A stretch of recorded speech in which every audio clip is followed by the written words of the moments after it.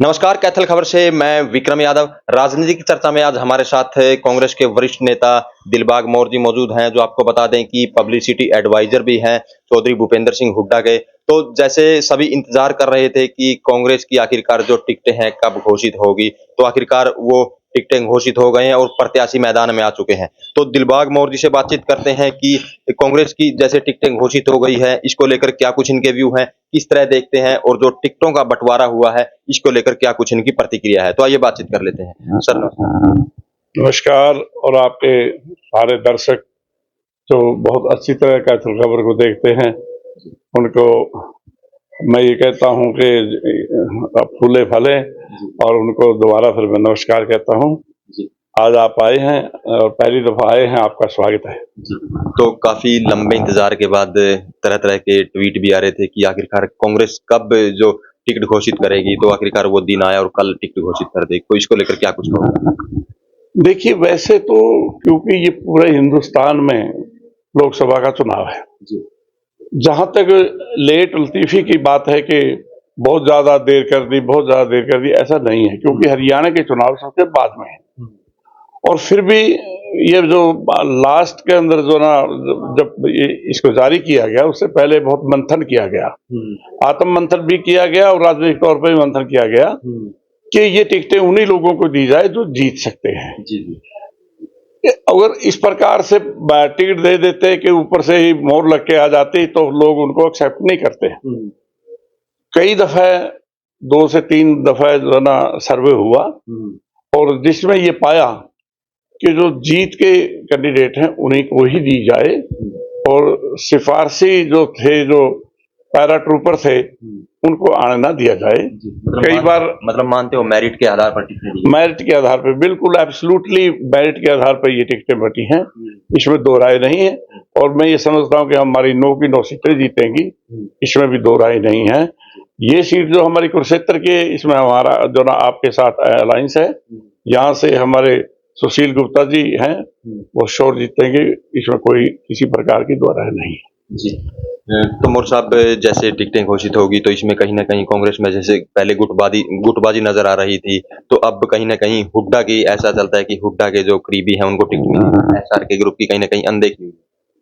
देखिए, ये तो एक यहाँ पर जो ना कुछ जो बड़ी प्रेस है, मैं आप लोगों को नहीं कहता, जो बड़ी प्रेस है उसने कांग्रेस के लिए एक हवा बना दिया, गुटबाजी गुटबाजी गुटबाजी।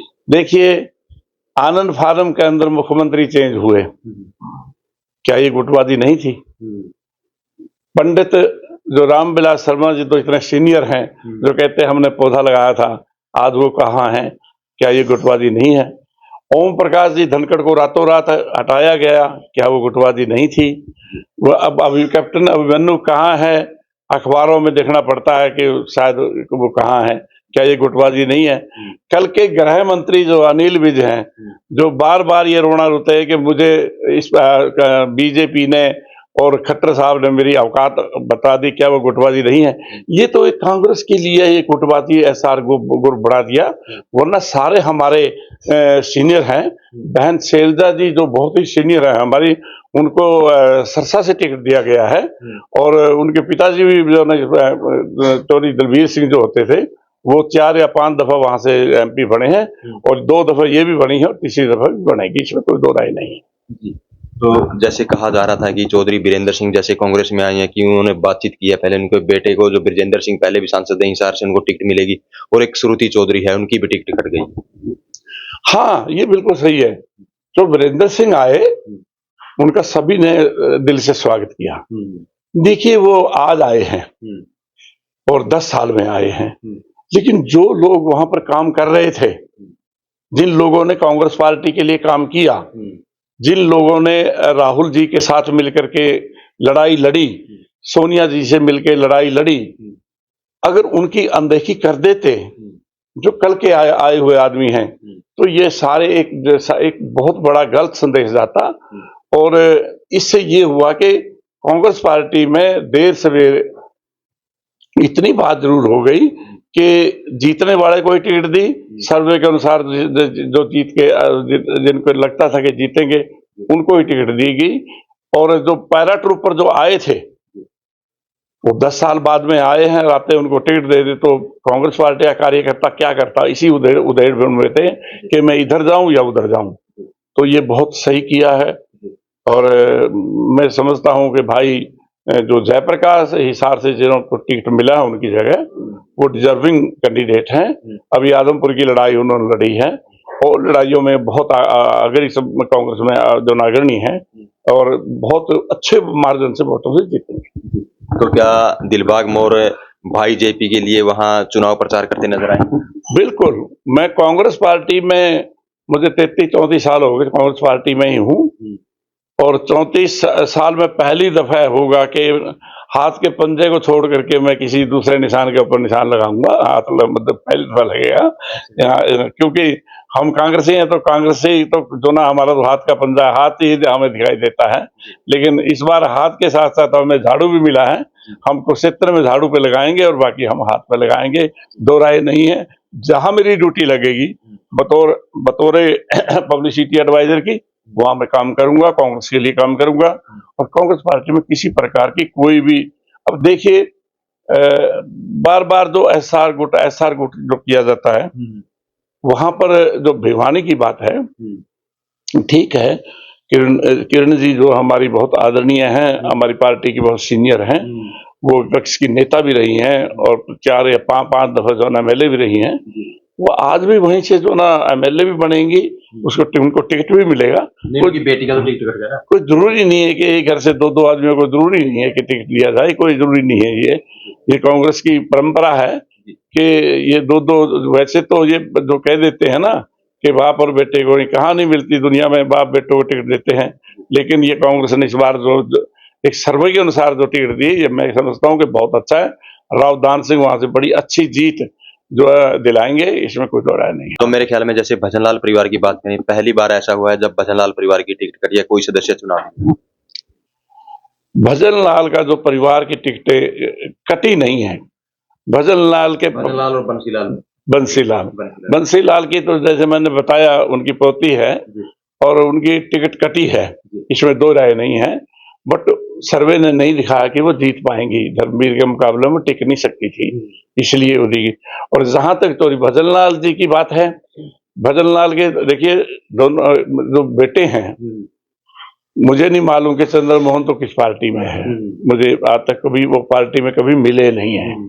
रही बात कुलदीप की, एक बार उन्होंने कसम खाई थी कि कांग्रेस पार्टी में मर जाऊंगा, कांग्रेस पार्टी में नहीं जाऊंगा, फिर वो कांग्रेस में आ गए।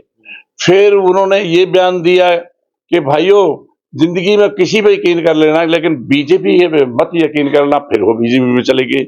अब वो ऐसे आदमियों को कौन टिकटें देने लगा जो एक बार तो ये कह देते कि कांग्रेस बहुत बुरी पार्टी है, एक बार कह देते कि बीजेपी बहुत बुरी पार्टी है, जब उसका बेटा जो कि वहां से जो ना आदमपुर से एमएलए है और वो जो ना बीजेपी से है और फिर बीजेपी के खिलाफ वो बयान देने लग रहे हैं, तो उनको टिकट परिवार भी कहीं ना कहीं बाहर हो गया। बन से देखिए कोई जरूरी नहीं है। और बहुत जो ना जब से हरियाणा बना है लोग एक बात को देख करके उब भी चुके हैं। चौधरी भजनलाल, चौधरी देवीलाल, चौधरी बंसीलाल क्या और पैदा नहीं हो सकते क्या? मुझे नहीं समझता कि राजनीति में कोई माएं पैदा नहीं कर रही क्या अगले कैंडिडेटों को या अगले बच्चों को? क्या कांग्रेस पार्टी पैदा नहीं कर रही है कि नए आदमियों को, नए आदमी आए? क्या मतलब जब से हरियाणा बना है भजनलाल, देवीलाल, बंसीलाल, भजनलाल, देवीलाल, बंसीलाल और के बच्चे पैदा नहीं हुए क्या कांग्रेस में जो राज करने के लिए या फिर दोनों लोगों की सेवा करने के लिए? अब तो देखो प्रजातंत्र के अंदर किसी एक आदमी के हम नहीं कह सकते कि जो ना उसकी टिकट कट गई। प्रजातंत्र है, जो जनता के बीच में रहेगा, जो आधी रात जनता का फोन उठाएगा, लोग उसको ही वोट देंगे और लोग उसको ही कैंडिडेट बनाएंगे और सर्वे में भी यही आ रहा है।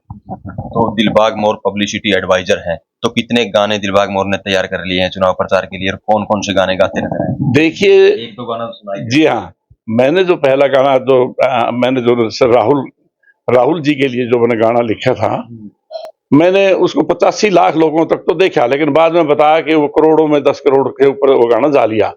और उसके बाद में सोनिया जिया का और मैंने प्रियंका जी का बनाया, चौधरी भूपेंद्र सिंह हुड्डा का गाना बनाया, कांग्रेस के मैंने गाने बनाए। अब भी मैं जो है ना जहां मेरी ड्यूटी लगेगी, जिस प्रकार से ड्यूटी लगेगी, दिलबाग कांग्रेस के लिए उस कैंडिडेटों के लिए गाना बनाता रहेगा।